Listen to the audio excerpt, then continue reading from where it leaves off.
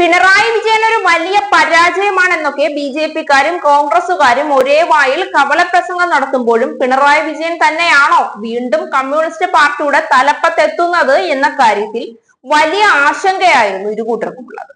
പിണറായിയുടെ അത്രയും ശക്തനായ മറ്റൊരു പോരാളി തങ്ങൾക്കില്ല എന്ന് ഇരുകൂട്ടർക്കും നല്ല ബോധ്യമുള്ളത് കൊണ്ട് തന്നെയാണ് ഈ ഭയത്തോടെയുള്ള അന്വേഷണം ആരംഭിച്ചത്. അതിനിടയിൽ പിണറായി ഇനി മത്സരമുഖത്തേക്കില്ല എന്ന് കേട്ടത് കുറച്ചൊന്നുമല്ല രണ്ടുപേരെയും ആശ്വസിപ്പിച്ചതും സന്തോഷിപ്പിച്ചതും.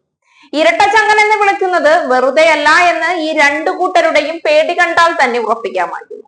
എന്നാൽ ഇപ്പോൾ ഇത്തരം ചോദ്യങ്ങൾക്കൊക്കെ വിരാമം ഇട്ടുകൊണ്ട് പിണറായി തന്നെയാവും കേരള മുഖ്യനായി മൂന്നാം വട്ടവും അധികാര കസേരയിൽ ഇരിക്കുന്നതെന്ന് ഉറപ്പിച്ചു പറഞ്ഞിരിക്കുകയാണ് എം.എ. ബേബി.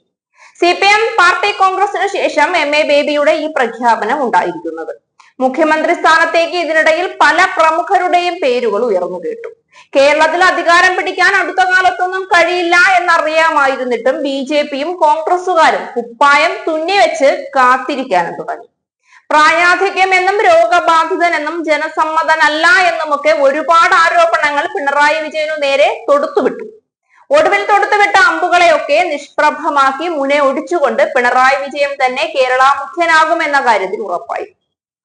ഇതോടുകൂടി സംഖ്യകളും കൊങ്ങികളും ഒക്കെ ഭ്രാന്ത് പിടിച്ചോടുന്ന അവസ്ഥയിലാണ്.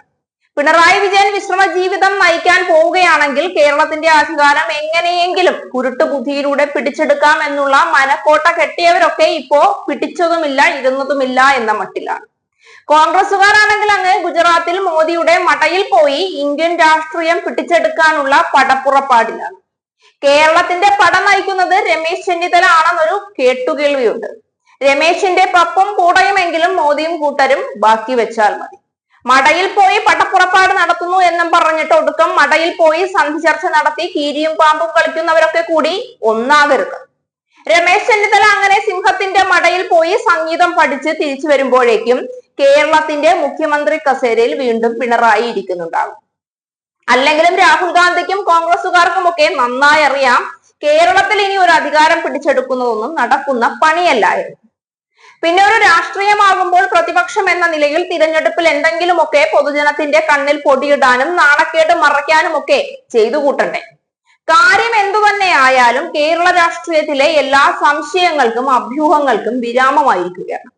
കമ്മ്യൂണിസ്റ്റ് പാർട്ടിക്ക് പിണറായിക്ക് പകരം മറ്റൊരാളില്ല എന്ന് വീണ്ടും അവർ ഉറപ്പിച്ചു പറഞ്ഞിരിക്കുകയാണ്. കേരള മുഖ്യൻ പിണറായി തന്നെ.